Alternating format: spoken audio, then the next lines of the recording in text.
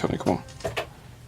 Yes, we're on the 5th Element Hip Hop Show, and today I'm here with my boy Alejandro Hernandez, 99TheProducer, Chad Hunt, and they're here to talk about their new project, Studio 204. Yes, sir. So let's begin. How was it growing up in Milwaukee? Growing up in Milwaukee, well, Milwaukee is like the most segregated place in the United States, that in Detroit. So just being there, it's like everybody is, you know, in their own little bubble type thing, you know, like African Americans stay on the north side, Hispanic south side, east side for white people, you know what I'm saying? But just that, it's kind of weird, like thinking back, like in Milwaukee, like there's so many like things that I don't know, things I haven't seen, you know, just from being like raised on the north side, you know what I'm saying? So like, it's just crazy. It shouldn't be like that, but I've gotten involved with a lot of stuff that allowed me to meet cool people from everywhere. So, Are you and Chad from like the same area? I'm actually on the north side, but I mean I was also around a lot. But yeah, me and Malik grew up knowing each other since we was like toddlers. yeah. Yeah. So I know you two personally, and like often when we're talking about Milwaukee, you always bring up the fact that statistically Milwaukee is the #1 worst place in America to raise a black family. How did you two like navigate through that? Well, thankfully for me, I had a really great support system. My family, my dad, my mom, they all just taught me to be like a man of God, just be a good person in general. And, I wasn't caught up in those things that like typical people get like caught up with, you know what I'm saying? So like I just really had a great support system, great friends. They surrounded me with great people, and they all panned out. So Likewise, just around great people. I was also fortunate enough to have great parents who were kind of raised us, same way, just with just instilled like great morals within us as young kids. And I mean, luckily, all the bad things were around us, and as soon as we left the house, we were right there and merged with it. But our parents just taught us to be strong enough and be our own person, our own man, so we can rise above that. Yeah, well, and then what was it like transitioning to the Chicago scene? It's obviously a much bigger city than Milwaukee, but there's a lot of similarities in terms of like the segregations, like what's like the similarities, differences, adjustments, learning curves. Well, I don't know. I think it's a little different for me, just off the fact that I'm more so like downtown in the city. So I'm really my everyday is changed completely from what it used to be back in Milwaukee. But it's a nice adjustment. It's a lot of things I don't have to worry about that I had to worry about in Milwaukee. So I mean, it's kind of cool. I can really just focus on me and the music and the dream. yeah, for sure. I feel like also like being here in Chicago, I feel like there's definitely a market, for like what I want to do, play the cello, make beats, all that stuff. In Milwaukee, like you could do that, but not a lot of people have like came up in the city like that. So I just feel like being in the city of Chicago, it's so big. Like there's so many areas of people. That's just like more people for me to reach potentially. So that's what I'm really excited for. That's like a little bit of change from Wisconsin. So. So let's backtrack a little bit. So how did you two like link up together? Because your relationship seems built off brotherhood. So can you just like talk about how you two established that brotherhood and how eventually it got into the music? Yeah. So I've known Chad, me, Chad, and this other guy named Jonathan McCoy, Jay the MC. We all grew up together. Like our parents knew each other before we were born. Yeah. So like when we all came, like it was just like, yeah, this is gang. You know what I'm saying? Like this is the homies. So like we used to go to church together, stuff like that. Go, just do a whole bunch of fun activities together. Yeah. And like that was my group. We started a band called Positive without the E.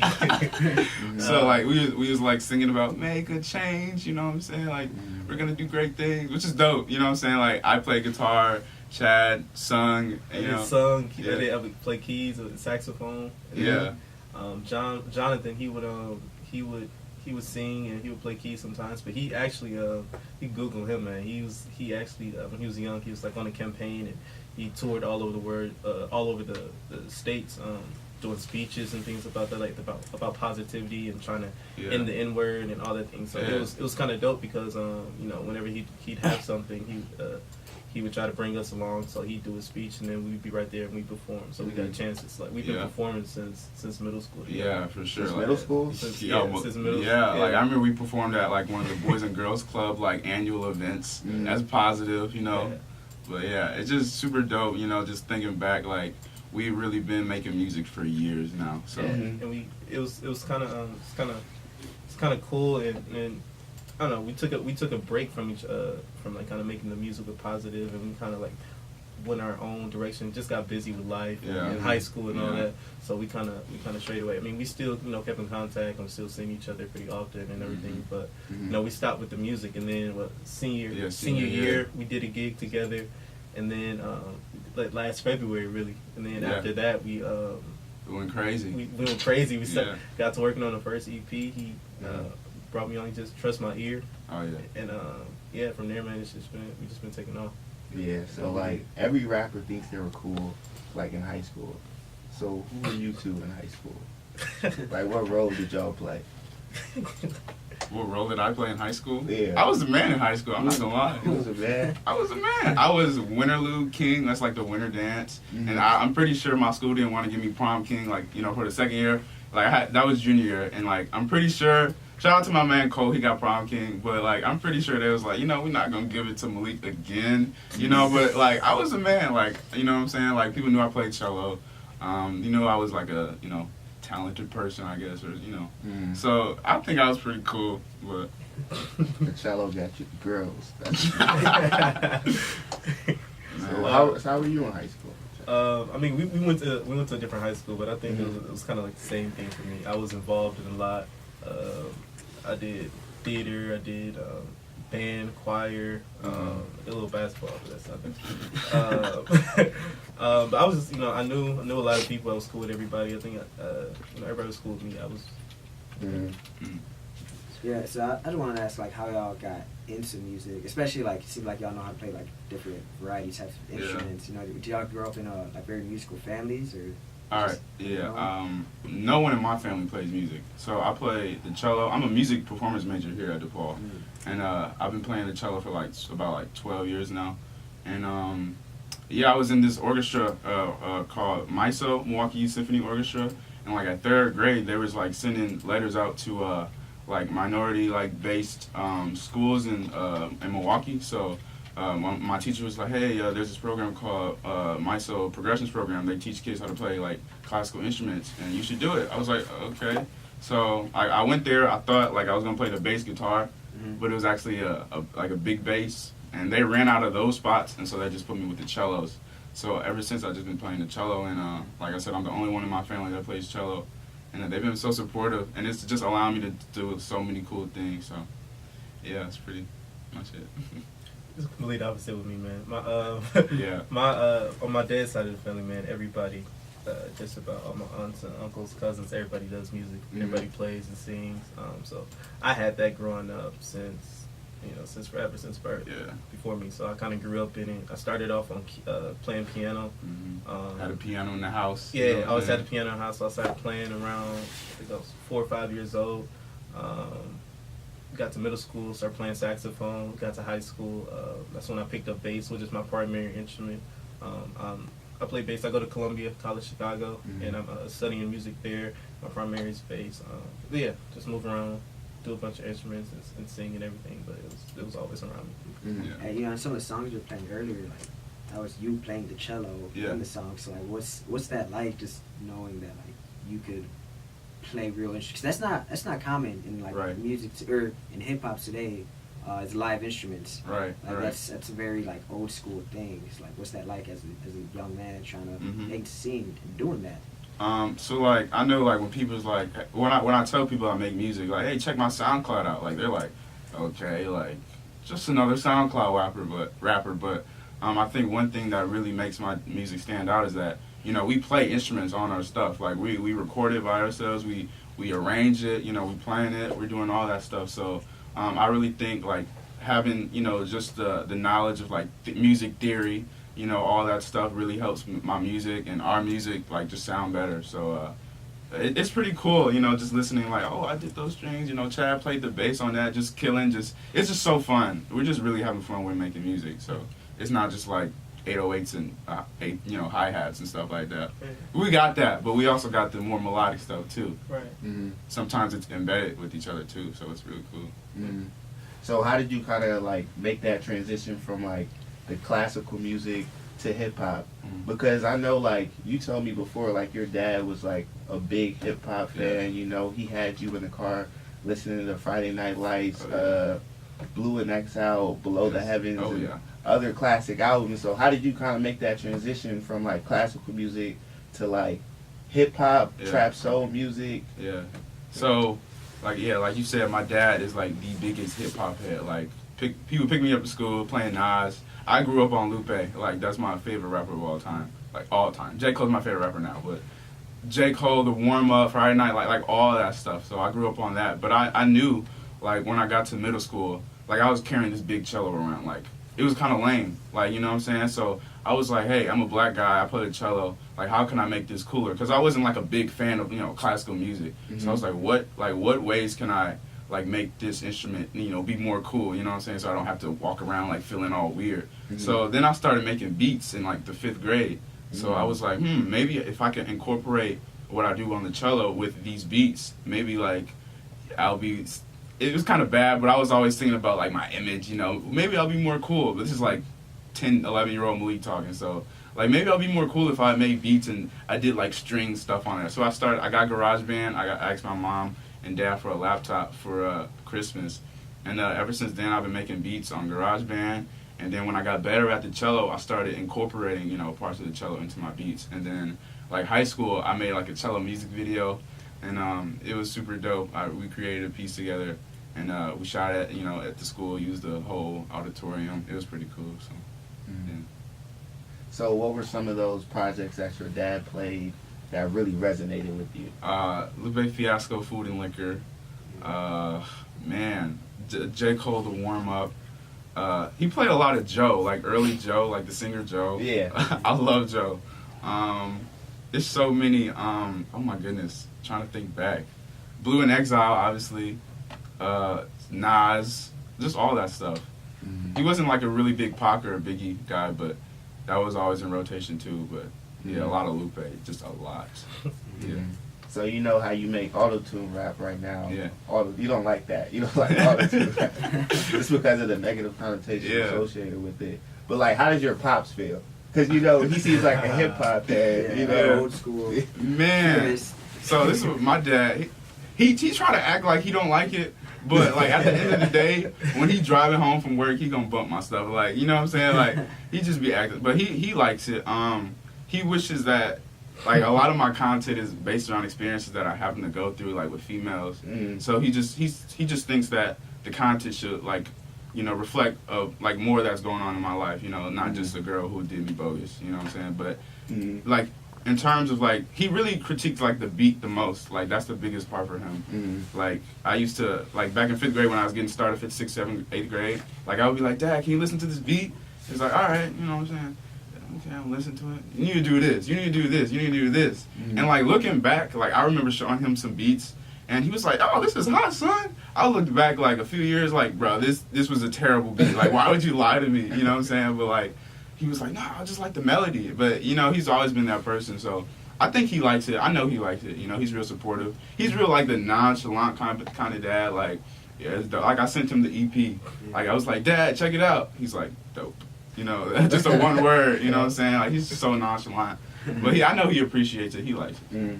Yeah. And what are some of your, like, music influences now? Like, for your style of music that you make now, like, who are some of your influences? Because obviously, like, it doesn't sound like Nas. Or, right. Blue and Exile. Yeah, I'd say my biggest influence, his name is Eli Sostre. He's a singer-rapper from Brooklyn, New York. And I got a chance to work with him on his this project that he's coming out with. And so I play some cello on some stuff for him. But definitely Eli. I love Nav. I'm not going to lie. I know, like, he's, not the best, but I just like him because he makes his own beats as well, so that's like a big thing for me. Travis, I love Sabrina Claudio, just like all melodic stuff.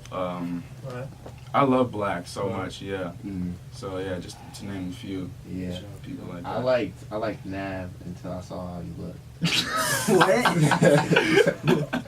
Yeah, he's real short. He's like some I never even chubby. seen. Can we Yeah, get, no, can we get a he's- picture yeah, of him? I've never even He's seen like a some picture of chubby him. Indian guy. Yeah, and he's short too. Like I saw him in concert, No, short. Nav, I don't know how you pronounce it. He's I always like to say he's like the one rapper who I never ever have to worry about him stealing my girl. Dang. But I thought money make you pretty. You're not even worried with money. Man, but no, I love to work with Nav, He bro. looks like an Like, oddest He shit. Oh, wow. low-key kind of looks like a discount DJ Khaled. I'm Like- dead. like a French Montana DJ guy. Right. Yeah. I had a baby. That's Nav. That's Yeah, funny. but Nav's dope to me. He makes his own beats, Mhm. and just like I think they're fire. So he made Beebs in the Trap. He made a lot of Wow. stuff on his project Nav. You know, a lot of Mhm. stuff with Metro Boomin. Mhm. He's just amazing to me. So That's dope. I never. Not so many people I know who really cape for Nav. So shout out Nav. yeah, Shout out Nav, man. Yeah. You know, shout out Nav. Is Drake an influence? Oh yeah, definitely one of my Yeah. biggest. Yeah. Listen, I used to hate Drake like with a passion. Mhm. Like back in 6th grade, like when like Take Care came out, I just listened to Take Care like right. I just listened to Take Care like maybe a couple years ago. Like to be honest, like maybe not a couple, maybe like my sophomore year. Mhm. Like I really was like, wow, this is a great album. But like back when he was like super popping, I'm like, ew, because like my dad at the time, he's like mainstream music, ew, you know what I'm saying? Like, so yeah, Drake's definitely like a super big influence. Mhm. I just think he has his generation by like his Yeah. throat, you know what I'm saying? Like Mhm. anything he puts out is like amazing, and that's it. His team is really like the best thing about him. You know, his producers, his engineers, all that stuff. Mhm. No, that's true. Same thing. Like when I was like middle school, Drake first came out, and I couldn't stand him. Right. Then he dropped. If you're reading this. Yes, that's exactly Yeah. when That's I a started. classic. Yeah. That, Everything sounds like that now. Yeah. Yeah. Everything. That's true. When he dropped that, I was like, that whole like run, that stretch of run, like late 2014, which is like Mhm. around the time he got Jersey There to 100, all the way to like late 2015 with Yeah. the project with Future. I was like, okay, Yep. I can mess with Drake. Right. But then he dropped like Views. Views and was Last it for Album. me. Views And was I it was for like, me. nah. Oh, not really? really. You like Views? Nah. No, I hate Views. Views is trash, What? bro. Nah, Very Views average. is not trash. It is very average. Views is okay. But lately he's been dropping like the stuff he's been dropping so far this year has just been hit after hit. So Yeah. I'm like back, like all right, Drake, let's. Right. I'm looking forward to this. Make me a fan. Right. Yeah. I'm very critical of Drake.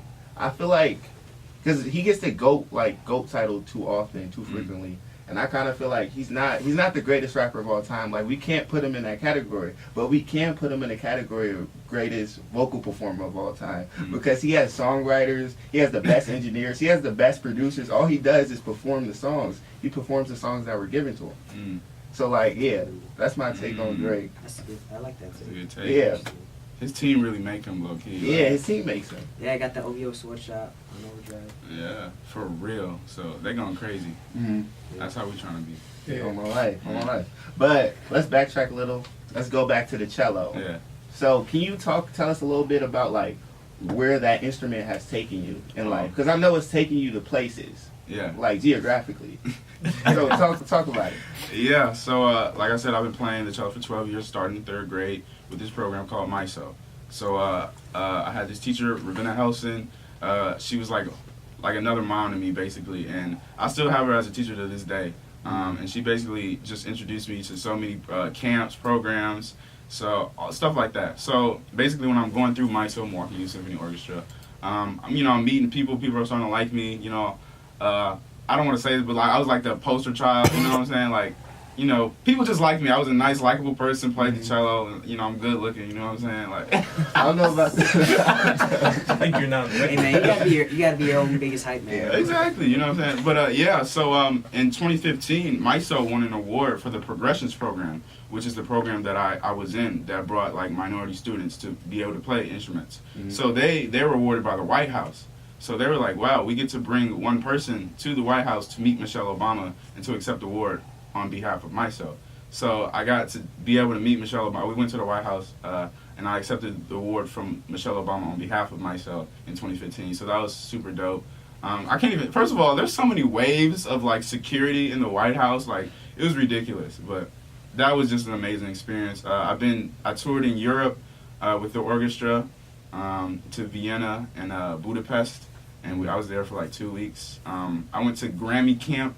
That was like a production camp, but I got that through like my activities in the cello. You know, I was able to say like, oh, I've been here, I've done this camp, I've met this person, you know, played for these people, you know, stuff like that. So all these opportunities allowed me to, you know, just be, you know, in places, you know, in the world, I guess. So yeah, those are just a few things.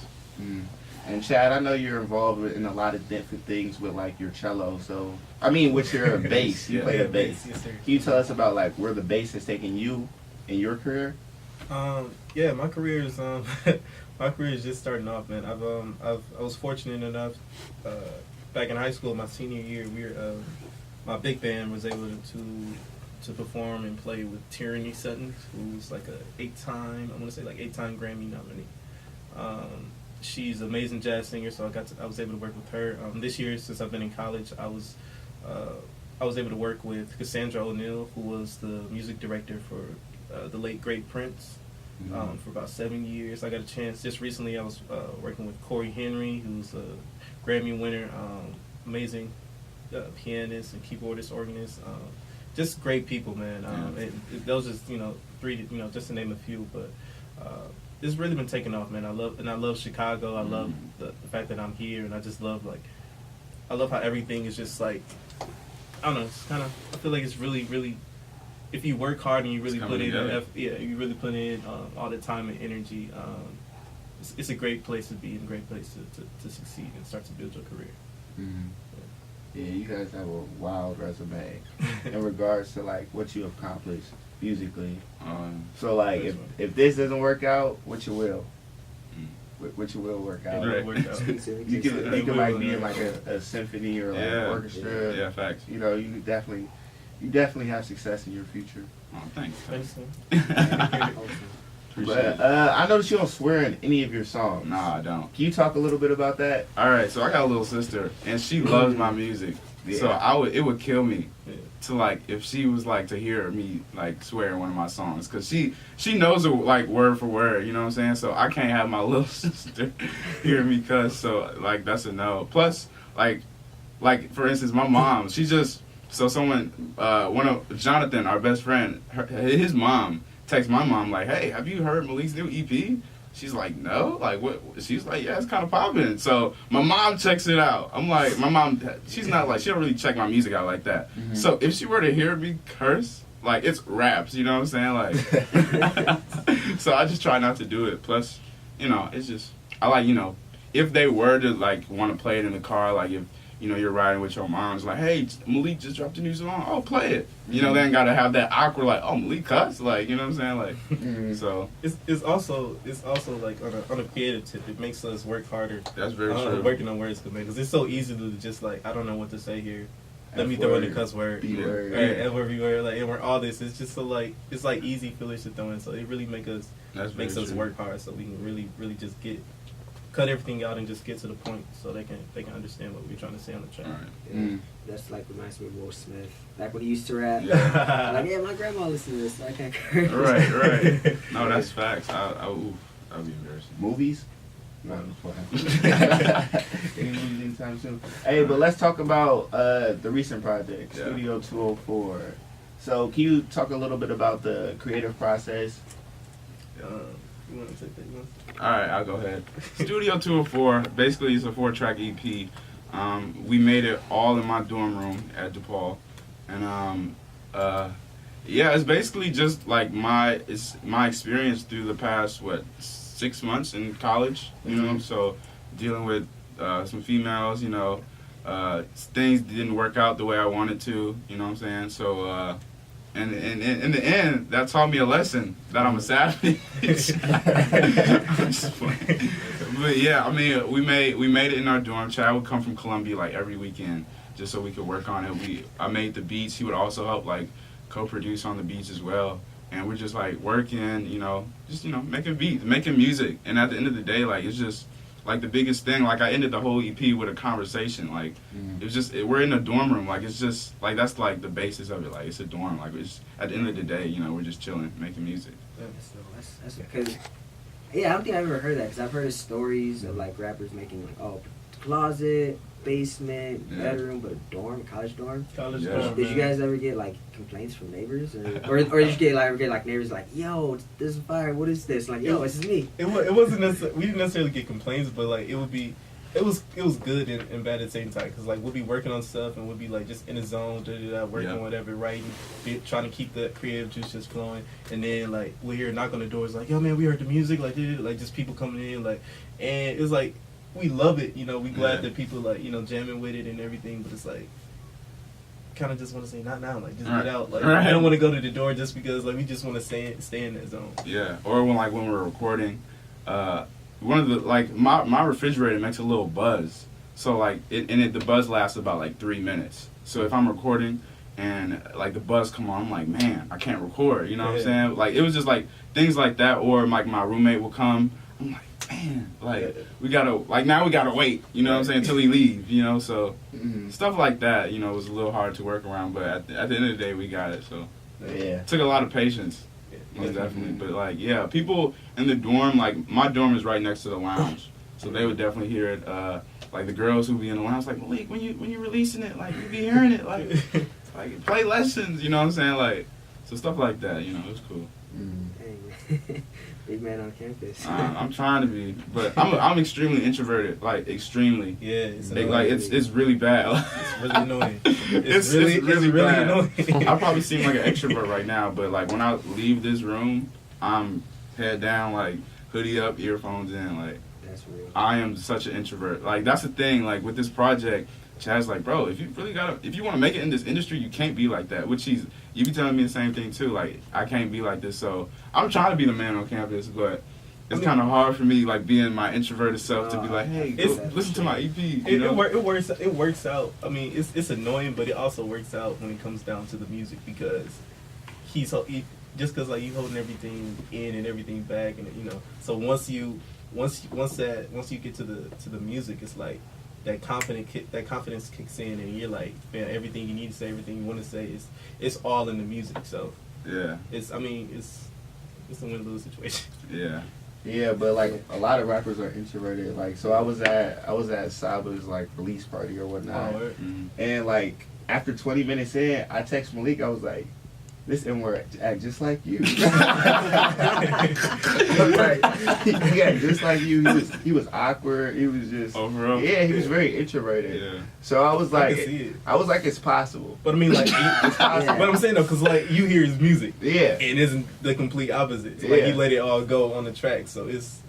Yeah, I guess it's just like good to have like those outlets. Because I'm also very introverted, and I'm also trying to make it an industry where you have to be social, and that is terrifying for me. Yeah, I feel you on so many levels, man. Like you do not understand. Like I really, if I don't have to talk to people, I would be okay with that. Like I'm so cool. Like I'm in the stew eating by myself. I love being alone. I like being just to myself. I love my time. So like definitely like having to like, hey, go check this out, or you know.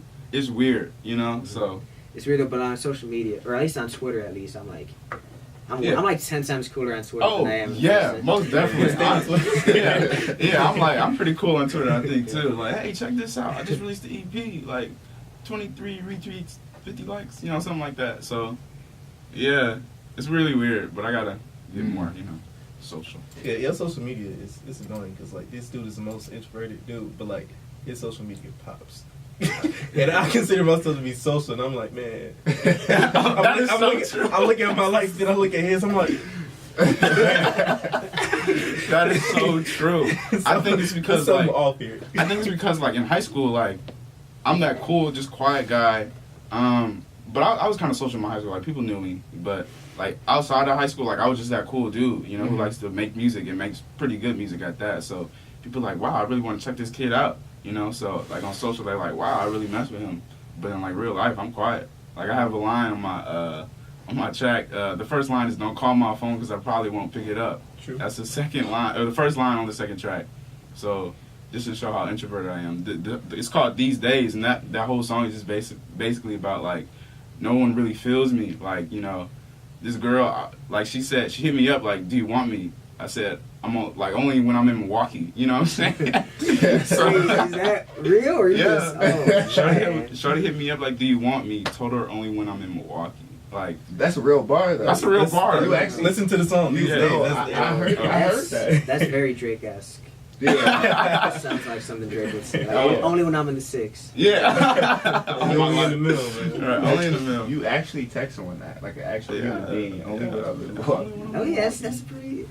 You are. Yeah, like, that's pretty savage text. Thank you, bro. Don't hype his head. I was like, before the EP drops, like, I'm at like, you know, 56% savage. Don't. You know, but like when it drops, I'm going to like 92. You know what I'm saying? Like, just give me a few more weeks. I'm gonna be at 100% savage. Yeah. You gotta make that into a shirt. All right. 100% savage. Yeah, I kind of feel like heartbreaks are a little liberating Yeah. to a certain My life, extent. yeah. So I don't know if you want to touch on like a specific heartbreak you went through Yeah. that was liberating, but Yeah, yeah, I'm a Pisces, so I blame this on my sign. So I'm just like I feel a lot of stuff, you know. I'm really romantic, you know. So when I love someone or feel for someone, like I feel hard for them until like they mess up. So yeah, basically, like the real, like I made this song called "Used To." That was really the song that like was popping in, like with like in my circle. Like it has like almost 18,000 plays. And like that whole song was based about a situation about this girl who I felt so much for, and yeah, like just that whole experience of letting it out and like saying exactly what I wanted to say on it just like really helped me. And you know, like listening back like to it, it's like, oh wow, that's a super good song. Like I'm so glad. I'm not glad that I went through. Well, I am glad that I went through the situation because I learned so many lessons through it. But like at the end of the day, I made a really good song that people were hitting me up like, wow, man, I'm so glad you made this. Like, I really relate to this. Like, you know, I feel like, you know, there's so many people that's feeling the same thing. So I was really happy about that. But yeah, just so when I go through these situations and I write about it and I sing about it and someone's like, yo, I feel you. That's really like the most liberating experience for me, to be honest. So yeah, most definitely. That was, I'm glad you said that because like that was one of the main concepts behind the EP. We were just talking, like just having a convo in the dorm, and we was talking about Black, talking about this Free Black album, and we were talking about kind of how just like listening to the lyrics and everything, and it was kind of like liberating for him, and like we were understanding what he was going through, and we could relate. We had things we could relate to, and that was kind of like the mindset when we were coming from, like working on this EP, because we were just talking. I'm like, man, you gotta, you know, your pops is right. You talking about girls a lot, man. we gotta put a nail in this coffin, man. Yeah. So this EP was like the goal behind it was to make something that would, one, help us, or you know, help Malik just kind of get through this part of life and just be okay with it, be content, be himself, and you know, move forward, like to the next thing. And we hope you know, everybody who listens to it feels every word, because everything is so genuine. Yeah, everything is genuine. Everything is genuine, even the savage. So like with a lot of the songs you make, like regarding women, like the parables, they're very like detailed. So like, do the women in your life know it's about them, and how do they receive it at the same time? All right. So when that song "Used To," I told you, like I made back in high school, came out, she knew it was about her. She, like, they would play. It was so bad. They would play it at parties, and like she would be there, and she would just go. Like I was like, oh man. And But I was off. Wait, don't feel sad. I mean, like, cause honestly, like that's the music. That's what we do. Anybody that wants to talk to you, mess with, whatever, they just know that they should know that you're open book on your music. Yeah, Okay? and like don't apologize. Yeah, don't apologize for that. Bryson Tiller's song.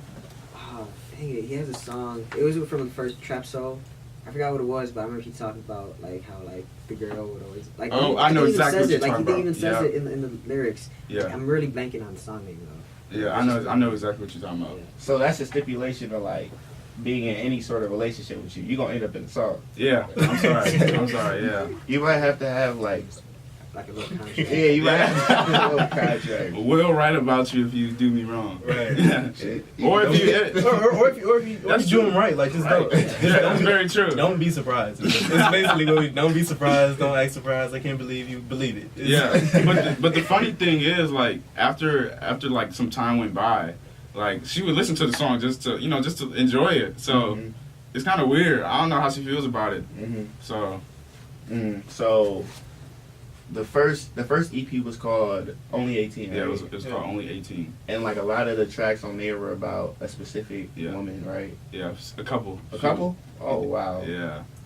Shout out Nas real quick. Papa was a player. It's not even like that. That's just he was talking about the Pisces. That's just how he holds on to feelings. Yeah, He gonna feel something. Y'all could be not even talking, haven't talked for X many amount of days, months, whatever. He's just gonna still feel it. Yeah. That's just who he is as a person. So not even like on the Playboy stuff, man. That's just how he is. That's true. So you continue to talk about women on this next EP also. Yeah. Are they about the like same people? No. No. One song is, but that's like that one song about the used to person. That's like my last and final like just letting it go, like because I feel like it's just time, for me to move on. So there's one song on there which is just like just letting it all out, So, but everything else is based on someone else. But yeah. Wow. Yeah. So you just have a plethora of women you're having. You gotta, Oh, man. I have to quote my shout out my friend Bria Jones if she's listening. She has a saying where she has a saying where it's like you got a Rolodex of crushes. It's just like I just got a new one every week. I'm dead. Yeah, Bria Jones not famous, so I'm gonna say that's my quote from now on. Bro, she's gonna listen to this and she's gonna fight you. Yo, fact check Come everything on, this Bria. man said. Right. No, fact check everything this man Come on, said. Bria. Okay, so like ultimately, like, what do you want to accomplish? Ultimately, Like, okay. Yeah, what are your dreams, goals? So to be honest, I don't really know if I wanna, like in the end, be like a singer rapper, type thing. Like I love producing. That's like my first love. So I'm cool just producing. Just being able to work on multiple people's projects. Like let me fly 99 out here to do this. Let me do that. Like let them play cello on this. Like that's really my main goal. So just be able to work on like different projects with different instruments with different people. Like that's really the main goal. And being paid for that. That'd be amazing. So. Dream collaborations? Man. Definitely, I'm Drake. I think so. But, yeah. I already accomplished one of my dream collaborations with Eli Sostre. But, yeah, that's just playing cello for him. But I eventually wanted to, like, make beats for him. He was like, yeah, send me some beats, too. So, yeah, so I'm excited for that. So what do you want to accomplish in, like, the music industry? Man, I wanna hit the music industry in every way possible, man. I don't necessarily see it as just trying to achieve one thing. And same thing for Malik, man. That's just kind of how we are. We move around a lot. Play cello. You also produce, also rap, also sing. We just move around a lot. So it's I definitely want success in every aspect of the things that I'm doing. But as long as truly, man, as long as I can do what I love, what I'm passionate about, and I don't have to worry about anything, man. All my wants and needs are taken care for. I'm happy. I'm successful, man. So Ale always asks this question to every single guest we have on here. I'm gonna let him take it. Is it the political? Yeah, Very. they're very. Well, this is interesting because y'all are from Milwaukee. I don't know how much you've explored Chicago yet, but this is you live in a binary in this city. Uncle Remus, Harold's Chicken. I'm going to keep it real. I haven't had either. Whoa. That's real. I heard Harold's is overrated, though. Yeah. Shout out to Harold's, though. But I heard y'all overrated. Yeah, shout out to this spot, but like, y'all ain't. No. I live in the South Loop. I haven't had. What'd you say, Uncle Remus? Remus is more south. West side. I haven't had that at all. I've had the Heralds. I've only had the one down in South Loop, and I've told that was not a real Herald. So I also can't even submit a vote to that. Okay, so I guess this is a justice question for y'all. What's like the spots in like Milwaukee? Culver's. Cops. Bro, nothing. Culver's? No, skip Bro, Culver's. I love Culver's. Skip I would die Have for you ever had Culver's, bro. Culver's? That's Culver's. Wendy's. That's Skip like, Culver's. Bro, what? Dude, Don't no, ever that's disrespect crazy. Culver's. well, like I don't eat Culver's, but I'm just saying like Dude, I Culver's deem it is as so like good. a Culver's fast food. smacks, bro. It did Like, not, man. It was this is a Cops. Cops, man. It was Cops. Every Cops. That's what we did. In Glen That's, Ellyn. he lives right next to Cops. I live right next to Culver's, so Is the Every- place called Cops? Yeah. Like, K-O-P-P-S. Oh. It's a burger burger and, ice cream and place. custard joint, man. just like Culver's, but Culver's is 10 times better. It's not. It's not. I'm not eating at That's nothing interesting. endorsed by the police. You said with a K. Oh, it starts with a K? K-O-P-P-S. Oh. It's not C-O-P-S. Well, if it sounds like anything. He's just not messing with 12 in general. Yeah, man. man, I feel it. Nah, yeah, Culver's, yeah, definitely the spot. Mm. We tweaking my mom's spot, man. Yeah, his mom. Man, Oh, she owns it? Yeah, No. No, she doesn't own Cops. She has a bakery and restaurant. Oh, Man. that's dope. Mom, Oh. dope. Tree Spot Yeah. Bernadette. Trees Ever been in Milwaukee? Dope. Man. Shout out Trees Spot. Yeah. His whole family just cooking all the time. Mm. Got a restaurant, had a little sweet store in the mall. Yeah, we had a retail shop in at Mayfair Mall, it's one of the big malls out of Milwaukee. Yeah. That's probably why I'm so outgoing talking because like I've been in customer service since like 6th grade. Yeah, having to work there at the mall, you know. Mm. Yeah. Do you think one day you might go into the food industry as like an entrepreneur? You know, little Rick Ross. Little side hustle. Yeah. I do it like how Trump did it. Like I Ooh, I don't think you ever I can't done say that. that. No. I don't think you can say Trump. on Let me this radio. finish. That's a curse word around Is here. that the curse word? I'm sorry. I We do need a blue it. state. I do it how like old boy did it and just own it and not necessarily be a part of any like day-to-day stuff. I just do it just to own it. Like yeah, I own that restaurant. I got money coming in from that. But like on the day-to-day, nah. Why I gotta use his name though? Cause he did it. That's the first I person. feel like I mean, other people have done it. That's just what came that's about. like I know you're saying that in reference how he runs his businesses. I'm not saying it. I'm not saying anything how he runs. I'm just saying But that's- he own it. I'm just No, like that's like he not there that's doing kinda, it. I feel like that's like his philosophy for this country. It's just like Right, on my it's line. just like I'm here. Right, Everybody else do stuff. right. Oh. Yeah, Right. true. So yeah. So what's next? What's next? Yeah, what's next? You just dropped the EP. Yeah. What are the people saying? How are they receiving it? They're loving it. They've been going crazy. Yeah, they've been going crazy. So usually, like when you drop an EP, like the first song has the most plays, and then it like trickles down, you know.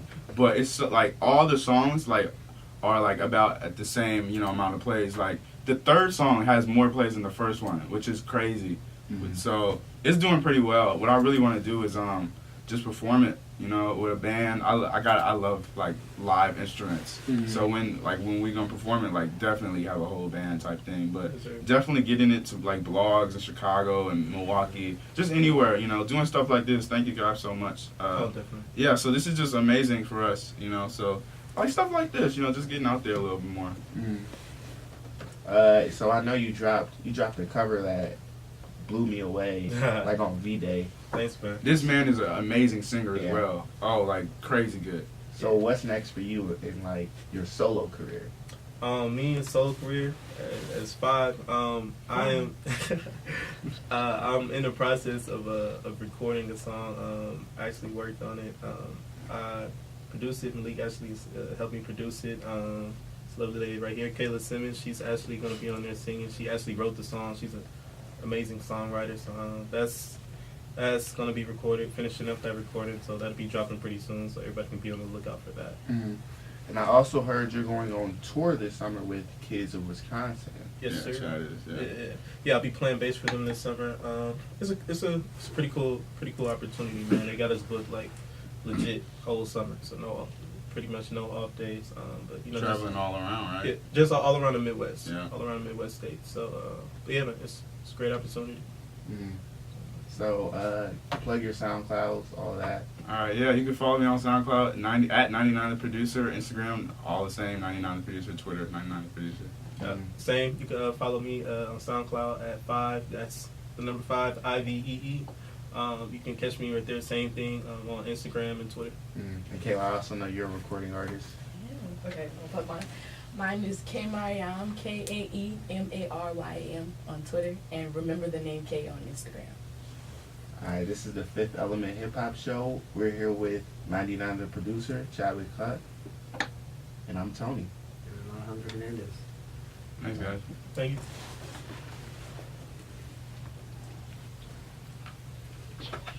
Provides the perfect snack. That was dope. Guilt-free ingredients and obese bag. Appreciate it. Good job, folks.